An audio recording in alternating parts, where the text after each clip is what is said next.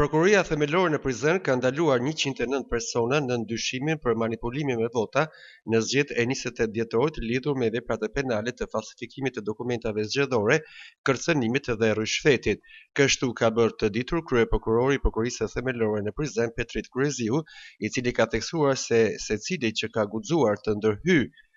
në vullnetin e qytetarëve është ballafaquar me forcën e ligjit. 4 prokurorët e Departamentit Krimeve të Rënda janë marrë me procese dhe kanë dalë edhe në stacionet policore dhe kanë lëshuar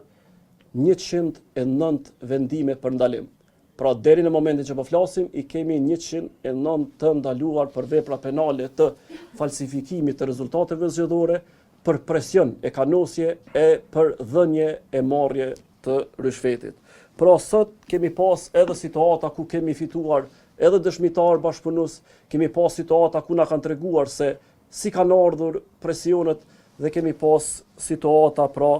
që kanë treguar edhe kush ka marrë dhe nga kush ka marrë edhe rishfet. Zëvendës drejtori i Drejtorisë Krimeve Ekonomike, Luan Ibrahimi, tha se ky operacion ka qenë prej më të mëdhat që ka realizuar Policia e Kosovës. Jemi angazhuar me të marrë informacionet për keqpërdorime, gjithashtu edhe me të pajisur me autorizimin e shumë nga Prokuroria Themelore në Prizren,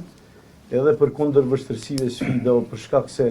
ky ka qenë një prej operacioneve ndoshta më të mëdha që ka realizuar Policia e Kosovës. Ne jemi përgatit, jemi mobilizu në koordinim me Prokurorinë edhe Drejtorinë Rajonale, edhe si shifet ja kemi arritë qëllimin të parandalojmë edhe të arrestojmë personat të cilët kanë keqpërdoruar me vota, të cilët kanë ndikuar, kanë kërcënuar ose kanë dhënë rishfet e kanë marrë rishfet lidhur me votimin e fundit që ka ndodhur në Kosovë. Mediat në Kosovë e kanë konsideruar rastin si një nga skandalet më të rënda zgjedhore të viteve të fundit në Kosovë për shkak të numrit të lartë të personave të përfshirë dhe ndikimit të drejtë për drejtë në rezultatin zgjedhor.